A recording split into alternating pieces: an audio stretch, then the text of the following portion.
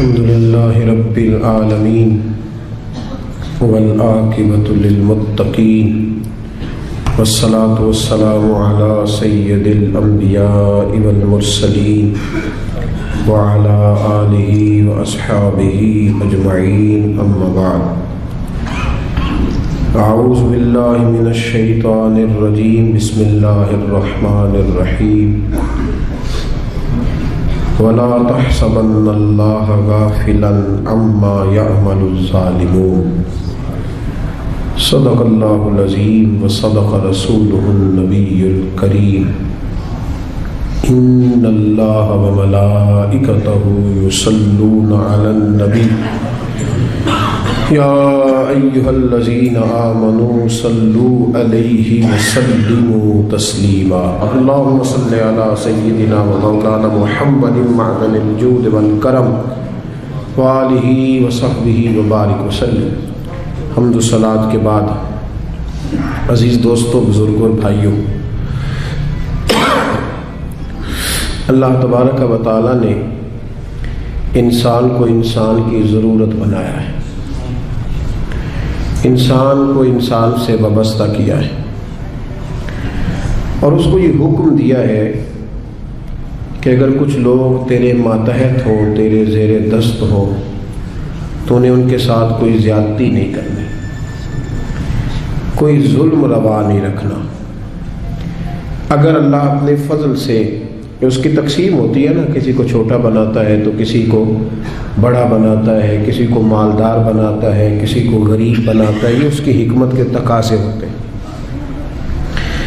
فرمایا کہ اگر تجھے میں صاحب اختیار کروں یا صاحب اقتدار کروں، یا میں اپنی حکمت کے تقاضوں کے تحت کسی جگہ تجھے کسی پر کوئی فوقیت یا کوئی قبضہ عطا کروں، تو تو نے ظلم سے بچنا ہے، کسی کے ساتھ کوئی زیادتی نہیں کرنی۔ اسلام اس قدر زیادہ اس بات کو ناپسند کرتا ہے، تکلیف دینے کو، ظلم کرنے کو، کہ نبی کریم علیہ السلام نے فرمایا کہ اگر تمہارے پاس کوئی شخص سویا ہوا ہو، تم نے اونچی آواز میں قرآن پاک کی تلاوت بھی نہیں کرنی، تم نے ذکر بھی اونچا نہیں کرنا، جس سے کسی شخص کو کوئی بھی جسمانی، روحانی، اعصابی تکلیف پہنچے، وہ کام نہ کرو، اس سے بچو۔ اگر انسان ساری زندگی صرف اپنے آپ کو سیف کرنے کے چکر میں رہے اور پھر یہ پروگرام بنا لے کہ اگر میں نرم پڑوں گا تو پھر میرا لوگوں پہ رعب کیسے قائم رہے گا، اگر میں تھوڑا سا ڈھل جاؤں گا تو لوگ تو اس کا ناجائز فائدہ اٹھائیں گے، تو بھئی لوگ تو اٹھائیں گے۔ نبی کریم صلی اللہ علیہ وسلم نے فرمایا، یہ جامع ترمذی میں موجود ہے، حضور علیہ السلام فرماتے ہیں مومن نرم دل ہوتا ہے، لیکن سامنے والا اسے بیوقوف سمجھ لیتا ہے، حالانکہ وہ نرم دل ہوتا ہے۔ لوگ سمجھتے ہیں کہ شاید اسے ساری باتوں کا پتہ، ساری خبر ہوتی ہے، وہ جان رہا ہوتا ہے، لیکن چونکہ اللہ نے نرم دل بنایا، اب وہ کیا کرے؟ میرے بھائی، کوشش کریں کہ سامنے والا اگر زیادتی پہ اتر آیا ہے تو پھر بھی آپ اس کے جواب میں کوئی زیادتی نہ کریں، اپنی زندگی میں کانٹے بونے سے بچیں۔ قرآن پاک میں اللہ تبارک و تعالیٰ نے سورہ ابراہیم کے اندر اس بات کو بیان فرمایا۔ دنیا میں لوگ ظلم ہوتا دیکھتے ہیں تو پھر ساتھ یہ کہتے ہیں کہ جی یہاں کچھ نہیں ہو سکتا، یہاں کیسے انصاف ہوگا، معاذ اللہ تعالیٰ، یہاں تو ہر فائل داخل دفتر ہو جاتی ہے، یہاں تو جس پر زیادتی ہوتی ہے وہ بیچارہ مظلوم رہتا ہے اور ظالم کا دفاع ہو جاتا ہے، ظالم بچ جاتے ہیں۔ تو اللہ تبارک و تعالیٰ نے ہمارے اس سارے سوالوں کا جواب مختصر جملوں میں ارشاد فرما دیا، مختصر جملوں میں فرمایا، وَلَا تَحْسَبَنَّ اللَّهَ غَافِلًا عَمَّا يَعْمَلُ الظَّالِمُونَ۔ فرمایا یہ سوچنا بھی نہ، یہ گمان بھی نہ کرنا کہ اللہ ظالموں کے کاموں سے بے خبر ہے، یہ گمان بھی نہ کرنا، سوچنا بھی نہ، تمہارے عاشیہ خیال میں بھی یہ بات نہ آئے کہ اللہ ظالموں کے کاموں سے، ہاں انما یؤخرہم، اللہ انہیں تھوڑی مہلت دے رہا ہے، لیوم تشخص فیہ الابصار، اس دن کے لیے جس دن آنکھیں کھلی کی کھلی رہ جائیں گی۔ اللہ انہیں مہلت دے رہا ہے، ڈھیل دے رہا ہے۔ ڈھیل کو ان کی آزادی نہ سمجھ لینا۔ اللہ کو تم نے گمان بھی نہیں کرنا۔ ذرا قرآن مجید کی آیت کی ترتیب دیکھیے، فرمایا یہ سوچنا بھی نہ کہ اللہ غافل ہے۔ اللہ تو ڈھیل دے رہا ہے، اور ڈھیل ڈھیل ہوتی ہے۔ ڈھیل میں بلکہ کئی دفعہ انسان زیادہ اپنے لیے آزمائش جمع کر لیتا ہے۔ ظالم جب ظلم کرتا ہے تو وہ بھول جاتا ہے شاید مجھ سے کوئی پوچھے گا نہیں، کوئی مجھ پہ سوال نہیں کرے گا، میں اب ظاہر ہے میں اب اقتدار میں ہوں، با اختیار ہوں۔ اور جب انسان کرسی پہ بیٹھا ہوتا ہے تو پھر چونکہ سارے لوگ اس سے نیچے بیٹھے ہوتے ہیں تو پھر وہ یہ سمجھتا ہے کہ یہ کرسی ہمیشہ قائم رہے گی، حالانکہ اسے یہ نہیں پتا کہ تجھ سے پہلے بھی کئی کرسی پہ بیٹھ چکے ہیں اور تیرے بعد بھی کئی بیٹھیں گے۔ بھول جاتا ہے آدمی۔ جب انسان کی جیب میں دولت ہوتی ہے نا تو وہ سمجھتا ہے میری لونڈی ہے، اب یہ ہمیشہ میرے پاس رہے گی، لیکن دولت کسی کی لونڈی یہ تو بدلتی رہتی ہے۔ میاں محمد بخش صاحب رحمۃ اللہ تعالیٰ علیہ کے حالات میں لکھا ہے کہ ایک شخص تانگے پہ بٹھا کے آپ کو اپنے گھر لے گیا، دعوت پکائی، تو تانگا جب گزر رہا تھا نا تو وہ بتا رہا تھا حضرت صاحب یہ زمین بھی میری ہے، وہ والی بھی میری ہے، یہ والی بھی میری ہے، اور وہ سامنے باغ بھی میرا ہے۔ اللہ والے دولتوں سے مرعوب نہیں ہوتے، ان پر یہ چیزیں اثر دنیا داروں پہ اثر کرتی ہیں۔ ہاں کسی دنیا دار نے اللہ والوں کا لبادہ اوڑھا ہو تو اس پہ بھی اثر کر جاتی ہیں۔ دنیا دار نے اللہ والوں کا لبادہ اوڑھا ہو تو اس پہ تو اثر کر جاتی ہیں، لیکن رب کریم کے بندوں پر یہ چیزیں اثر انہیں کیا لگے اس چیز۔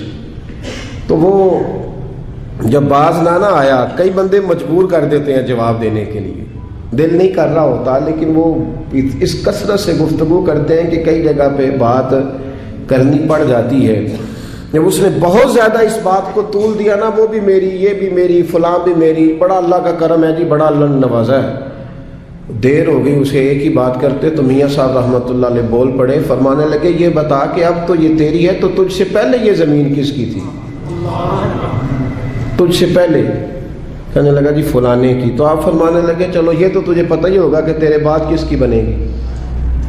چپ کر گیا۔ تو آپ فرمانے لگے دانش مندہ دا کم ناہی دل دنیا تے لانا، اس بوٹی کئی خامد کیتے۔ دانش مندہ دا کم ناہی دل دنیا تے لانا، اس بوٹی تے کئی خامد کیتے۔ تو جو کیتا سو کھانا، کھا جاتی ہے جس کو بھی کرتی ہے، تو کس چکر میں الجھ گیا؟ یہ شوشا، یہ تھوڑا بہت، اور لوگوں کو روب کے اندر رکھنے کی کوشش کرنا، بڑے بڑے لوگوں کے ساتھ تصویریں کھنچوا کے ڈرائنگ روم میں لگانا، فیس بک پہ دینا کہ میرا بڑا روب چلتا ہے، یہ وقتی باتیں ہیں، یہ جھوٹ کا سہارا، یہ پلندہ ہے، یہ فریب ہے، یہ فراڈ ہے، یہ اپنے نفس کو تھوڑی دیر کے لیے مطمئن کرنے کی بات ہے۔ زندگی میں کبھی ظلم نہ کریں، روب نہیں رہتا تو نہ رہے۔ وقتی طور پر اگر ہماری قدر محسوس ہوتا ہے کہ چھوٹی ہو رہی ہے تو نہ ہو، لیکن کبھی بھی کسی کے ساتھ کوئی زیادتی، میرے رسول کریم صلی اللہ تعالی علیہ وسلم نے فرمایا زیادتی نہ کرنا۔ ظلم قیامت کے اندھیروں میں سے ایک اندھیرا ہوگا، قیامت کے اندھیروں میں سے ایک، میری بات کی سمجھ آ رہی ہے آپ کو؟ قیامت کے اندھیروں میں سے بڑے اندھیرے کا نام ظلم حضور نے بیان کیا۔ اور آپ کو پتہ جب اندھیرا ہوتا ہے تو پھر ایکسیڈنٹ ہوتا ہے، جب اندھیرا ہوتا ہے تو آنکھیں چندھیا جاتی ہیں، یہ دھند پڑتی ہے نا پاکستان کی کچھ سڑکوں پر، چیخ اٹھتے ہیں لوگ، چیخ اٹھتے ہیں، اعلان ہوتے ہیں غیر ضروری سفر نہ کرنا، باہر نہ نکلنا۔ یہ عرش کا مالک صرف ہمیں بتاتا ہے کہ یہ تو وہ والی دھند ہے تو چند گھنٹوں کے لیے ہے، اس اندھیرے سے بچو جو قیامت کے دن تمہارے گرد چھا جائے گا، تمہیں خبر ہی نہیں ہوگی کدھر جانا ہے، رستہ ہی نہیں ملے۔ یہ صرف ہمیں دکھایا جاتا ہے، یہ تو ایک ہلکا سا چند گھنٹوں کے لیے ایک معاملہ ہے، اس سے بچو۔ نبی پاک صلی اللہ علیہ وسلم نے صحابہ کو مختلف طریقوں سے، مختلف حکمتوں سے باتیں ان کے ساتھ کرتے تھے، اور پھر وہ باتیں ہمارے فائدے کے لیے ہمارے سامنے آ گئیں۔ صحیح مسلم میں حضرت ابو ہریرہ رضی اللہ تعالیٰ عنہ فرماتے ہیں کہ نبی پاک صلی اللہ علیہ وسلم نے نا صحابہ کے مجمع پر نظر ڈالی اور فرمایا بتاؤ بھئی مفلس کون ہوتا ہے، غریب کون ہوتا ہے، بتاؤ۔ اللہ اکبر. غریب کون ہوتا ہے, مفلس کون ہوتا ہے؟ میں ملک سے باہر تھا تو ایک صاحب مجھے بڑے عرصے سے فون کر رہے تھے آپ یہاں آئیں گے تو ضرور ملیے گا, اور شاید کم لوگ اتنا فون کرتے ہوں. بڑی کثرت سے انہوں نے فون کیا, اور جس شہر میں وہ رہتے تھے جب میں وہاں پہنچا تو جس طرح کو بہت بچھڑا ہوا آدمی ملتا ہے اس طرح وہ درد سے روئے. میں نے ان سے کہا کہ ملاقات بھی پہلی ہے پر آپ کا انداز تھوڑا زیادہ انفرادی ہے, لوگ تو بڑے ملتے رہتے ہیں, تو معاملہ کیا ہے؟ کہنے لگے میرے لیے دعا کرو, میں دنیا کا وہ غریب آدمی ہوں جس کے پاس صرف دولت ہے, اس کے علاوہ کوئی شے موجود نہیں. کھو چکا ہوں ان پکی سڑکوں پہ, میں سارا کچھ کھو چکا ہوں, ایک دولت بچی ہے, اس کے علاوہ میرے پاس دوسری کوئی چیز. ایسے بھی غریب ہے دنیا میں جن کے پاس دولت ہے پر اولاد ان کے ہاتھ سے نکل گئی, جن کے پاس دولت جائیدادیں اور زمینیں تو ہیں پر رات کی نیند ان کے پاس موجود نہیں ہے. ان کے پاس سارا کچھ ہے, 6-7 نوکر ہیں پر اپنا پوتا کبھی ملنے نہیں آیا, اپنے نواسے کبھی سلام کلام کرنے. ایسے بھی غریب ہیں دنیا میں. بہرحال نبی رحمت صلی اللہ تعالی علیہ وسلم نے صحابہ سے پوچھا کہ بتاؤ غریب کون ہوتا ہے, مفلس کون ہے؟ تو حضرت ابو ہریرہ رضی اللہ تعالیٰ عنہ فرماتے ہیں وہی جواب جو روٹین میں سب نے دینا تھا, یا رسول اللہ جس کے پاس مال و دولت نہ ہو وہ مفلس ہے, وہ غریب ہے. اب یہ حضور کا سمجھانے کا انداز ہے نا, متوجہ کرنے کا انداز. یا رسول اللہ دولت نہ ہو, غریبی ہو, کرائے کا مکان ہو, قرضہ چڑھا ہوا ہو, غریب آدمی ہے, تو حضور نے فرمایا نہیں. یا رسول اللہ پھر آپ بتا دیں غریب کون ہوتا ہے؟ تو نبی پاک علیہ السلام نے فرمایا میری امت کا غریب وہ ہے جو قیامت کے دن احد پہاڑ کے برابر نیکیاں لے کے آئے گا. کہتے ہمارے کان کھڑے ہو گئے کہ نیکیاں بھی احد پہاڑ کے برابر 6-7 کلومیٹر, اتنا لمبا چوڑا پہاڑ, اور پھر غریب کا غریب. نبی پاک علیہ السلام نے فرمایا نیکیاں تو احد پہاڑ کے برابر تھیں پر اس کی زیادتیاں بھی اتنی زیادہ ہی تھیں, ظلم بھی اتنے ہی زیادہ تھے. جب احد پہاڑ کے برابر نیکیاں رکھی جائیں گی نا تو وہ سارے لوگ آ جائیں گے جن کو گالی دیتا تھا, جن کو گھورتا تھا, جن کو غصے میں تھپڑ مارتا تھا, اپنے آپ کو جلال والا کہہ کے جن کی عزتیں اتار دیتا تھا, جن کو چھوٹا سمجھ کے حقارت کی نظر سے ٹھکرا دیتا تھا, وہ سب آ جائیں گے. اور رب کریم کی بارگاہ میں عرض کریں گے مالک اس کے حج تو 7 ہیں, عمرے اس کے 20 ہیں, صدقے بھی اس نے بڑے کیے, 450 فٹ کے بور بھی بڑے کرا کے دیے, اور اس کو ذرا پوچھ تو صحیح کہ ہم اس کی فیکٹری میں کام کرتے تھے پر یہ ہمارے ساتھ ظلم کتنا کرتا تھا, اس نے زیادتی کتنی کی, اس نے ہمیں اذیت اور تکلیف کتنی پہنچائی, دل کتنے توڑے. تو میرے رسول کریم صلی اللہ تعالی علیہ وسلم فرماتے ہیں رب کریم اس کی نیکیاں دینی شروع فرما دے گا.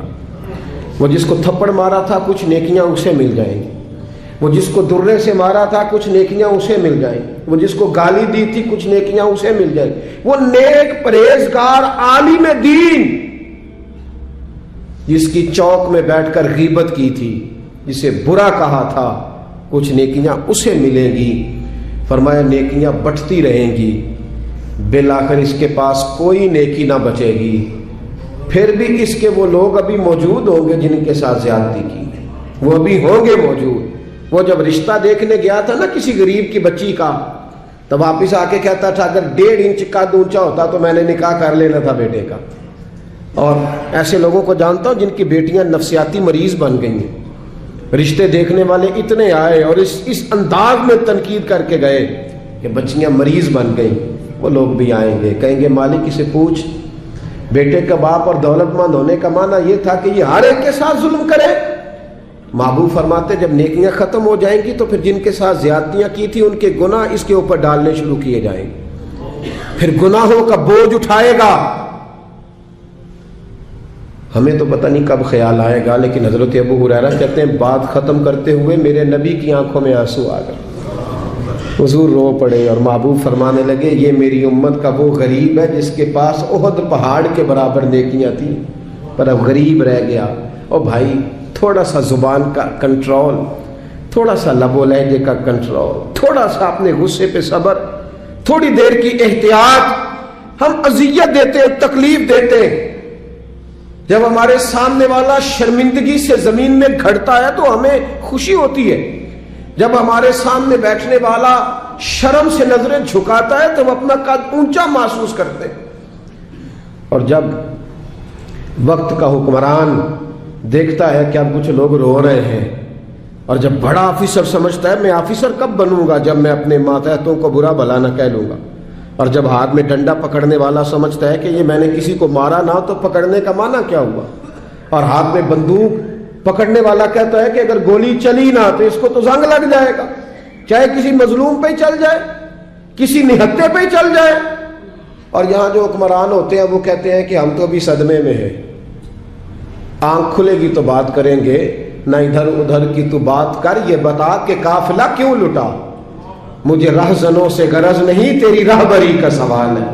او بھائی، ہم روز ظلم خرید رہے ہیں اپنے لیے، روز زیادتی جمع کر رہے ہیں اپنے لیے۔ میرے رسول کریم صلی اللہ تعالی علیہ وآلہ وسلم نے فرمایا جس نے زمین کے بالشت بر ٹکڑے پر ظلم کیا، ایک بالشت، ایک گٹ، جس نے زمین کے بالشت بھر ٹکڑے پر ظلم کیا، اللہ تعالیٰ قیامت کے دن 7 زمینوں کا توق بنا کے اس کے گلے میں ڈال دے گا، پھر اس کی گردن ٹوٹنے پہ آئے، پھر وہ ہائے ہائے کرے گا، لیکن اسے اس وقت معافی نہیں ملے گی۔ آج موقع ہے وہ معافی مانگے، درگزر کا سوالی بنے، بچے اس ظلم سے، بچے اس جس کو پتہ چل گیا ہے کہ میرا بیٹا اپنی بیوی کے ساتھ درست طریقے سے نہیں رہ رہا، اس باپ کا فرض نہیں ہے اپنے بیٹے کو ڈانٹنا کہ اس نے طرفدار بننا۔ جس کو سمجھ آ گئی ہے، جس کو خیال آ گیا ہے، جس کو اس بات کی سمجھ آ گئی ہے کہ میری بہو کے ساتھ زیادتی ہو رہی ہے یا میری بیٹی کے ساتھ ظلم ہو رہا ہے، تو اگر وہ ساتھ کھڑا ہی نہیں ہو رہا، اور پھر نبی پاک علیہ السلام نے تو ہمیں ہر پہلو پر سمجھایا ہے، میرے کریم محبوب نے تو کوئی ایسی چیز چھوڑی نہیں جو ہمیں سمجھائی نہ جائے۔ اللہ کے حبیب فرماتے ہیں اپنے بھائی کی مدد کرو چاہے وہ ظالم ہو یا مظلوم ہو۔ یا رسول اللہ، مظلوم کی مدد تو سمجھ میں آتی ہے، ظالم کی کیسے مدد کریں؟ تو حضور نے فرمایا اسے ظلم کرنے سے روک دو، یہ تمہاری مدد ہے اس کے لیے، ورنہ جہنم میں چلا جائے گا۔ اس کی مدد کرو، اسے روکو۔ جب لوگ ظلم کر رہے ہوتے ہیں تو کہتے ہیں کیسے پتہ چلے گا، ہم چھپ کے کر رہے ہیں، کون ہے دیکھنے والا؟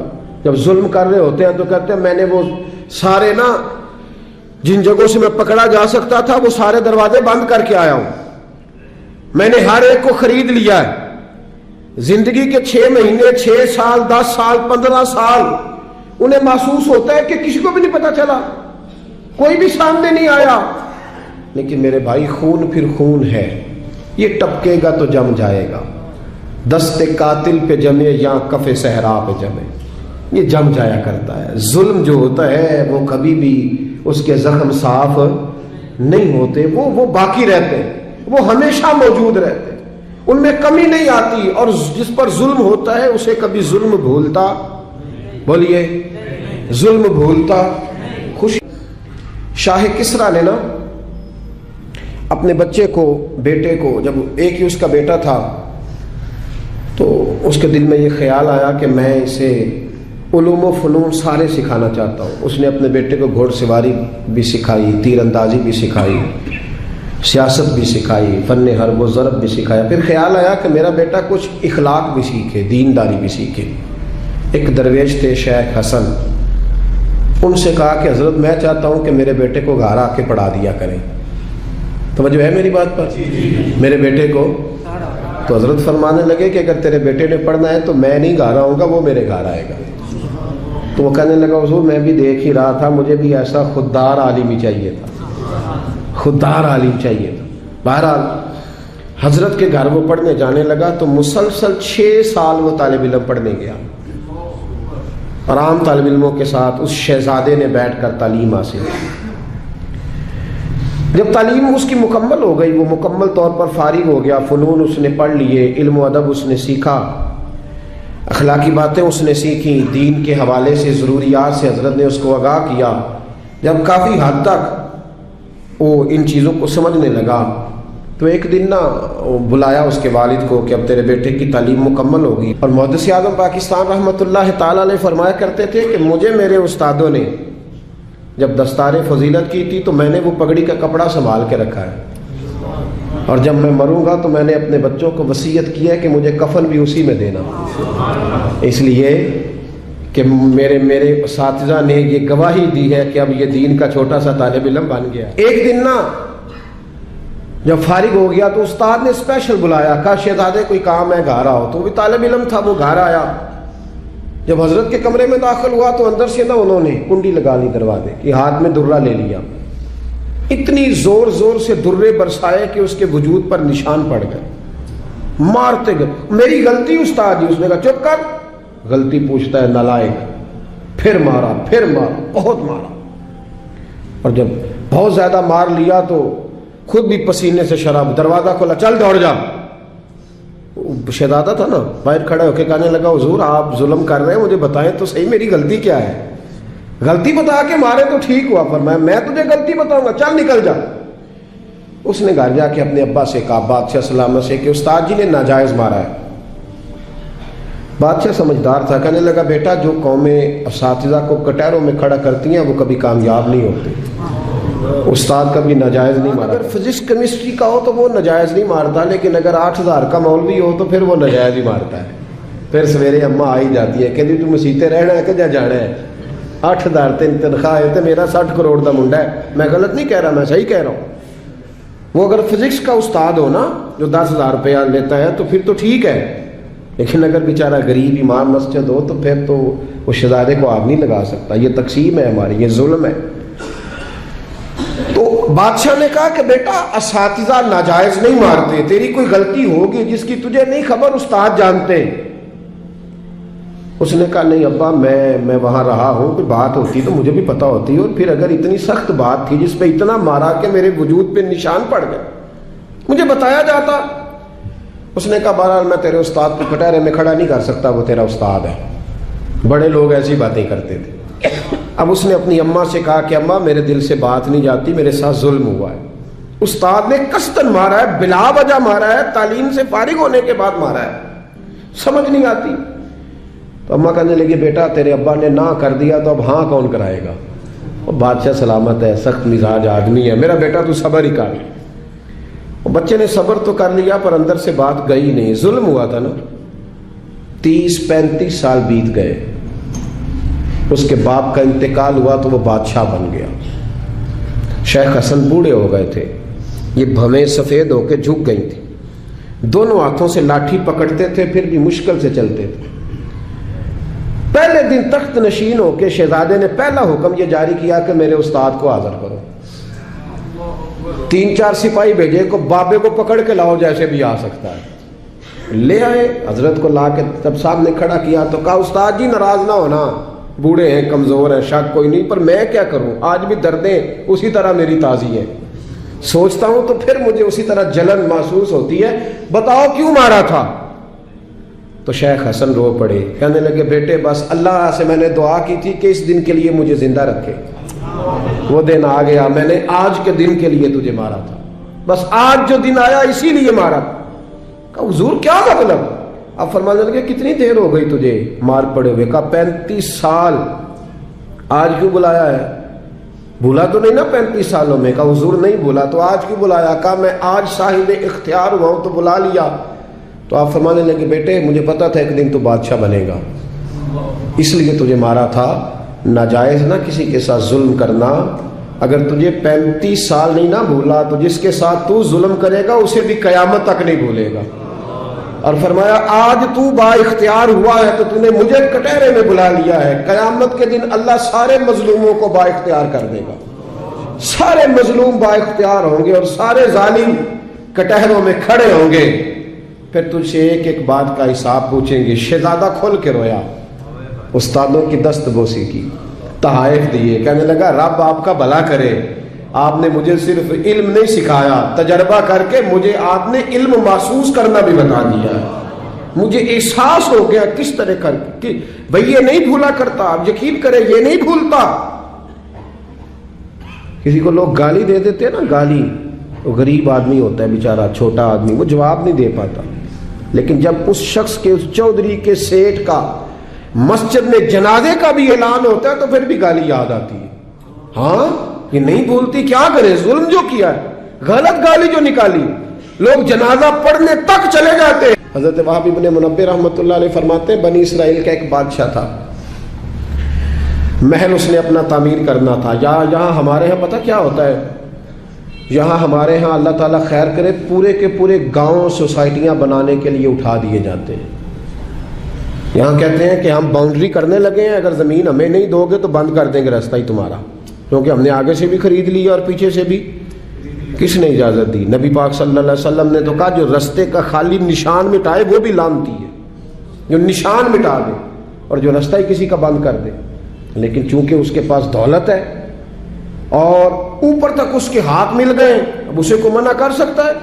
और इतने बड़े आदमी का तो कोई नाम लेके भी बात नहीं कर सकता, डर आता है, इसलिए कि बड़ी लंबी दूर दूर तक उनकी बातें मिली हुई हैं लोगों के साथ, लोग जिक्र करना भी पसंद नहीं करते। वहाब इब्न मुनब्बिह रहमतुल्लाह ताला अलैह फरमाते, बनी इसराइल का एक बादशाह अपना महल बना रहा था, एक बूढ़ी औरत की कुटिया भी महल में आ गई, झोंपड़ी, बेवा औरत है, लवारस है, औलाद कोई नहीं। बादशाह ने उसको कहा कि अम्मा जितने पैसे तू कहेगी ना मैं दे दूंगा, मेरे हाथ बेच डाल। तो कहने लगी, मैं देहाती औरत हूँ, पता है ना बच्चे टाउन में चले जाते हैं, पर अब्बा कहता है मुझे गांव में रहने दो, अम्मा कहती है कि मेरा यहीं दिल लगता है, मैं यहीं ठीक हूँ। उसने कहा, बादशाह मैं पका हुआ फल हूँ, किसी वक्त भी गिर जाऊंगी, जब मैं मर जाऊंगी तो तेरा ही है, मेरा कौन सा कोई आगे पीछे है, ना औलाद है ना कुछ और है, तुझे मिल जाएगा। लेकिन मैं ब्याह के यहाँ आई थी, दिल करता है जनाजा इसी झोंपड़ी से निकले, तो मुझे पड़ी रहने दे, मैं तेरा कुछ नहीं बिगाड़ती। उसने कहा, वो नक्शा मेरा ख़राब होता है। कई लोगों का नक्शा, हाँ बड़े लोगों के नक्शे ख़राब होते हैं, ये नहीं पता कि अगर जुल्म करोगे तो कब्र का नक्शा भी ख़राब हो जाएगा। हाँ, कब्र का नक्शा भी ख़राब हो, का मेरा नक्शा ख़राब होता है, रास्ते में आता है ना तेरा वो झोंपड़ा कच्चा मकान, तो उठा इसको। बूढ़े लोग बेचारे, कमज़ोर लोग, अम्मा अपने घर के साथ जोड़ के बैठ गई, आरजुओं का मस्कन था, तिनका घर जमा करके घर बनाया था, अम्मा बाहर ही नहीं जाती, अगर मैं गई तो मेरा घर गिरा ना दिया जाए। लेकिन इंसान कितने दिन बैठ सकता है, कई दिन घर से चिमटी रही, आखिर एक दिन इंसानी ज़रूरत की खातर घर से बाहर निकली, चंद घंटे दूर गई थी। बादशाह ने पहले से बंदोबस्त किया था कि जैसे निकल जाए ना तो बिल्डोजर चला देना, जो उस वक्त सहूलत थी, गिराना फटाफट। हमको पता जिन्होंने कब्जा करना होता है वो तो रात को दीवारें बना के छत भी डाल लेते हैं, जिन्होंने कब्जा करना होता है ना जी, और रात में ही सारी तैयारी मुकम्मल होती है, दीवारें चुन के और छत भी डल जाती है, ताला भी लग जाता है, गेट भी, सब कुछ ठीक हो जाता है, रातों रात ही निजाम हो जाता है। फौरन गिरा दिया उसका मकान। अम्मा चंद घंटों के बाद आई, तो हज़रत वहाब इब्न मुनब्बिह कहते हैं, फिर उसने जो दुआ मांगी तो फिर हिल गए ज़मीन व आसमान। बूढ़ी थी ना और मजलूम थी, और मेरे नबी करीम अलैहिस्सलाम ने फरमाया, जब मजलूम हाथ उठाता है तो फिर रब करीम उसकी दुआ को ज़रूर कबूल फरमाता है। उस औरत ने हाथ उठाए और दुआ मांगी, कहने लगी, ऐ अल्लाह, मैं तो मौजूद नहीं थी पर तू तो मौजूद था ना, अर्श के मालिक मैं तो मौजूद नहीं थी पर तू तो मौजूद था, मालिक तेरे होते हुए मेरा गरीब का घर गिर गया। रब करीम ने हजरत जिब्रील अमीन को हुक्म दिया कि जरा दौड़ के जाओ और इस बादशाह का महल उठा के इसके ऊपर गिरा दे और ये बस्ती तबाह कर दे। जिन लोगों ने एक मजलूम की सारी कुटिया बहा दी, कहा वो महल, वो मिस्त्री, वो साथ शामिल होने वाले, वो इंजीनियर, वो एक ही जगह तबाह कर दिए गए। और मेरे नबी करीम सल्लल्लाहु अलैहि वसल्लम का फरमान निसाई में मौजूद है, अगर किसी एक शख्स के कत्ल में सारा कबीला भी शामिल होगा तो अल्लाह सबको सजा देगा।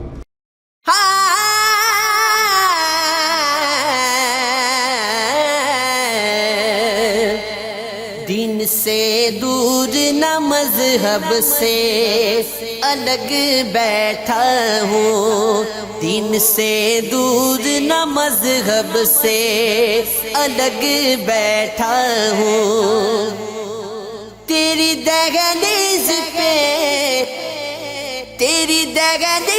पे हूँ सब से अलग बैठा